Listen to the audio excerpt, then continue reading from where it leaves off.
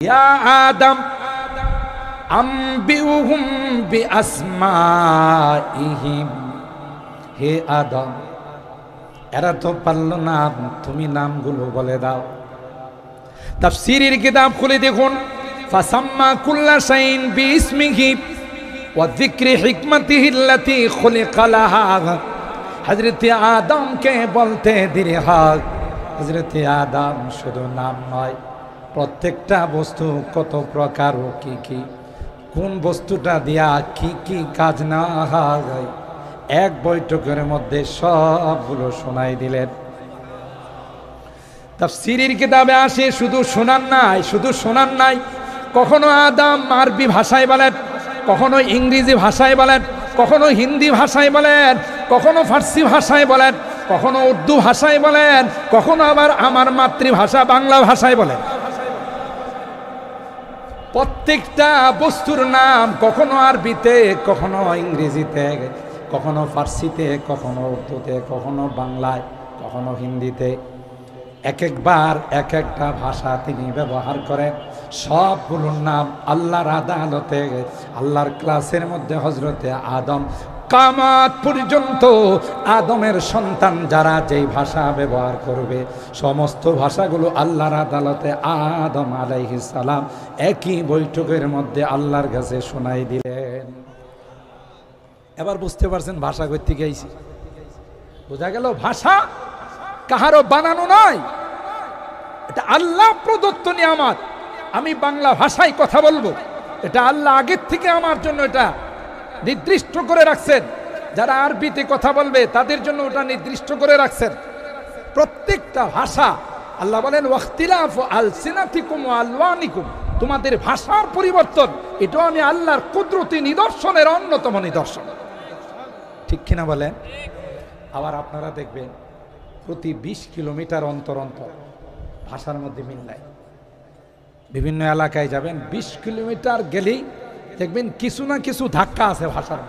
একই ভাষা বলে, সিলেটি ভাষাই বলে, চট্টগ্রামের ভাষাই বলে, নোয়াখালীর ভাষাই বলে, বরিশালের ভাষাই বলে, কিন্তু 20 কিলোমিটার অন্তর অন্তর দেখবেন কিছু না কিছু ব্যবধান।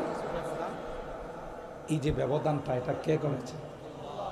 ইখতিলাফু আলসিনাতিকুম, তোমাদের ভাষার পরিবর্তন, এক একজনে এক এক ভাষায় কথা বলো, এটাও আমি আল্লাহর কুদরতি নিদর্শনের অন্যতম নিদর্শন। ঠিক কিনা বলেন? ওয়া আলওয়ানি, তোমাদের রঙের পরিবর্তন, কেউ শ্বেতান, কেউ কৃষ্ণান, কেউ সুন্দর, কেউ কালো, কেউ লম্বা, কেউ খাটো। এই যে পরিবর্তন, এটাও কার পক্ষ থেকে? আল্লাহর পক্ষ। তাহলে আমরা দুনিয়াতে আসার পরপরই বাংলা ভাষায় কথা বলি, বুঝা গেল এটা আল্লাহ প্রদত্ত নিয়ামত, এটা আমাদের জন্য আল্লাহ আগের থেকে বাজেট করে রেখেছে। ঠিক কিনা বলেন? হ্যাঁ, ভাষার জন্য যারা শাহাদত বরণ করেছেন অবশ্যই তাদেরকে আমরা মোবারকবাদ জানাই, তাদের রুহের মাগফিরাতের জন্য আমরা দোয়া করি। কিন্তু রাষ্ট্রীয়ভাবে যে সুন্দরভাবে এই ভাষা দিবস পালন করা হয়, এই ভাষা শহীদ যারা হয়েছেন, ভাষার জন্য যারা শাহাদত বরণ করেছেন, ওরা যদি আসতো আর আমাদের সাথে দেখা হতো, আমরা কি রক্ত দিয়েছিলাম আমাদের গান উপহার দেওয়ার জন্য? কথা কার? আমরা কি রক্ত দিয়েছিলাম আমাদের কবরের মধ্যে তোমাদের গুনাহগুলো পৌঁছানোর জন্য? আরে রক্ত দিয়ে, জীবন দিয়ে তোমাদের জন্য আন্তর্জাতিক মাতৃভাষা উপহার দিয়ে গেলাম, আর তোমরা নিমুখ খারাম আমাদেরকে গান দিয়ে স্মরণ করো। কেন পারো না? সূরাতুল ফাতিহা তিলাওয়াত করে, সূরা ইখলাস 3 বার তিলাওয়াত করে আমাদের আত্মার জন্য, রুহের জন্য তোমরা দোয়া করতে পারো না? কথা বলেন ঠিক কিনা? আমরা নিমুখ হারাম যাদের শাহাদতের কারণে বিনিময়ে আমরা স্বাধীন দেশ পেয়েছি, বিজয় পেয়েছি, আমরা যখন তাদেরকে স্মরণ করি রাত্রে 12টার পর থেকে শুরু হয়ে যায় গান বাজনা, বাদ্যযন্ত্র। আমাদের এই মাদ্রাসাগুলো, মসজিদগুলোতে, আমরা হিফজখানাগুলোতে কোরআনে কারীমের খতম করি, তাদের আত্মার মাগফিরাতের জন্য আমরা দোয়া করি। কিন্তু মুশকিল হলো কি জানো? আমাদের এই খতমগুলো যখন এই যারা শাহাদত বরণ করেছেন দেশের জন্য, ভাষার জন্য, এগুলো যখন ওখানে যায় গিয়ে সুযোগ পায় না, দেখে যে গানে পুরা কবর ভইরা রয়েছে। কথা কয়? পুরা কবর শুধু গান আর গান। আপনারা বলুন তো দেখি, গান কি হালাল না হারাম? এটা কি আমি মৌলভী সাহেবের কথা? ইনসাফ ফাউন্ডেশনের কথা? এটা কোরআনের সূরা লোকমানের আয়াত। ওমিনান নাস মান ইয়াশতারি লাহওয়াল হাদিস লিয়ুদিল্লা আন সাবিলিল্লাহি বিগাইরি ইলমিন ওয়া ইয়াত্তাখিযাহা হুজুয়া উলাইকা লাহুম আযাবুম মুহিন। গান তো আল্লাহ হারাম করে দিয়েছেন। যত গান সবগুলো উঠতি বয়সের যুবক যুবতীদেরকে প্রেম শেখায়, আর এই প্রেম বাস্তবায়ন করার জন্য 14 তারিখের দিবস আবিষ্কার করছে। একমাত্র কারণ চরিত্রহীন বানানো, হারামজাদা জারজ সন্তান বানানো। এটাই বিজাতিদের উদ্দেশ্য। ভ্যালেন্টাইন্স ডে বাংলাদেশে আবিষ্কার করা, এর বাহিরে অন্য কোনো উদ্দেশ্য নয়। ভালোবাসার নামে, প্রেম প্রীতির নামে বাহির হয়ে যায়, আর ওখানে গিয়ে আকাম কুকাম করে। যে সন্তান পৃথিবীতে আসে এটিকে হালাল জাদা না হারাম জাদা।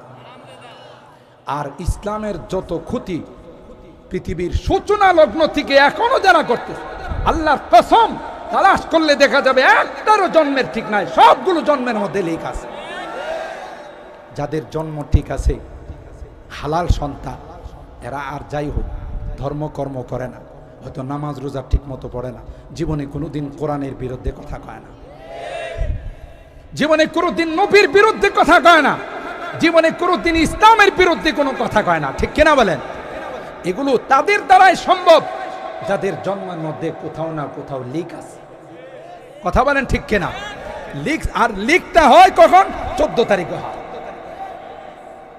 এই লিকটা হয় 14 তারিখে, কারণ হাদিসের মধ্যে আসছে। আসলে আমার ইঙ্গিত দিয়ে মনে কিন্তু বসে থাকবে, আসলে বলে এইগুলোকে হাদিসের মধ্যে আসছে। দুইজন যুবক যুবতী, বেগানা পুরুষ আর নারী যখন একত্রিত হয়, মাঝখানে কে থাকে? এবার বলেন বলেন কে থাকে? আলহামদুলিল্লাহ দেখছেন মৌলানার হায়াত আছে। বাংলা ফতোয়া, আর কি এটা আরবি ফতোয়া না, এটা আরবি ফতোয়া না, বাংলা ফতোয়া। আমরা বীরের জাতি, আমরা তাদের মতো বংশহারা নয়। তাদের যে কোনো কালচারে আমাদেরকে নিমজ্জিত হলে চলবে না। ঠিক কিনা বলেন? আমরা ছাগলের 3 নাম্বার বাচ্চা নয়, আমরা বীরের জাতি, আমরা মুসলমান। আমাদের চরিত্রহীন করার জন্য এই 31 নাইটের আবিষ্কার করা হয়েছে, ভ্যালেন্টাইন্স ডে আবিষ্কার করা হয়েছে। ঠিক কিনা বলেন? এই জন্য আমাদেরকে সতর্ক থাকতে হবে, কোনোভাবেই যেন আমাদের চরিত্র হনন করতে না পারে, আমাদের জীবন যেন শেষ করতে না পারে। শেষ কথা, সূরা আম্বিয়ার যে আয়াতখানা আমি তেলাওয়াত করেছিলাম, ওয়ানাদাউল মাওয়াজিনাল কিসতা লিয়াউমিল কিয়ামা ফালা তুজলামু নাফসুন শাইআ। এই দেশের পথ পরিবর্তন হওয়ার সবচাইতে বড় কারণ হলো জুলুমে চতুর্দিকে ছেয়ে গিয়েছিল। কথা বলেন ঠিক কিনা? শুধু জুলুম আর জুলুম ছিল।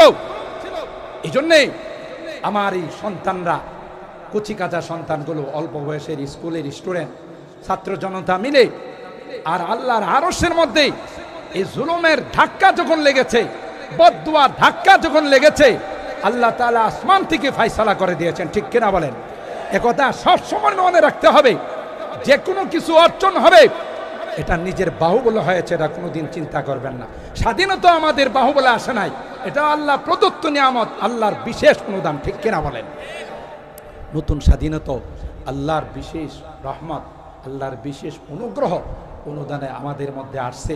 তাই আজকের এই ইনসাফ ফাউন্ডেশন, যে আমরা এই নামের ওসিলায় আমরা মনে করব ইনশাআল্লাহ, আশাবাদী যে আল্লাহ তাআলা যে উদ্দেশ্যে আমাদেরকে নতুন নিয়ামত দিয়েছেন, নতুন স্বাধীনতার নিয়ামত দিয়েছেন, অবশ্যই এর পিছনে যাদের অবদান, যারা শাহাদত বরণ করেছেন, রক্ত দিয়েছেন, সব সময় তাদের রুহের মাগফিরাতের জন্য আমরা দোয়া করব। যারা অসুস্থ তাদের সুস্থতার জন্য দোয়া করব। পাশাপাশি এটা ভুলে গেলে চলবে না, কখনো যেন আর এই জুলুমের রাজত্ব এই দেশে কায়েম না হয়। ইনসাফ ভিত্তিক যেন এই রাষ্ট্রের মধ্যে সবকিছু চলে, এবং আমরা দোয়া করব, দাবিও জানাবো, চেষ্টাও করব যে এটা কোনোদিন সম্ভব না যতদিন পর্যন্ত কোরআনী শাসনে দেশে কায়েম না হবে। কোরআনী শাসন আসবে, জান্নাতে হাওয়া বিরাজ করবে। কোরআনী শাসন আসবে, ইনসাফ ভিত্তিক রাষ্ট্র পরিচালনা হবে। আর কোরআনী শাসন ছাড়া মানব রচিত তন্ত্র মন্ত্রের দ্বারা কোনোদিন ইনসাফ আসতে পারে না, কোনোদিন ন্যায় বিচার প্রতিষ্ঠা হতে পারে না। কথা বলেন ঠিক কিনা? আল্লাহ রাব্বুল আলামিন আমাদের সকলকে এর পিছনে দোয়া মেহনত সব কিছু চালিয়ে যাওয়ার তৌফিক দান করুন। আমিন।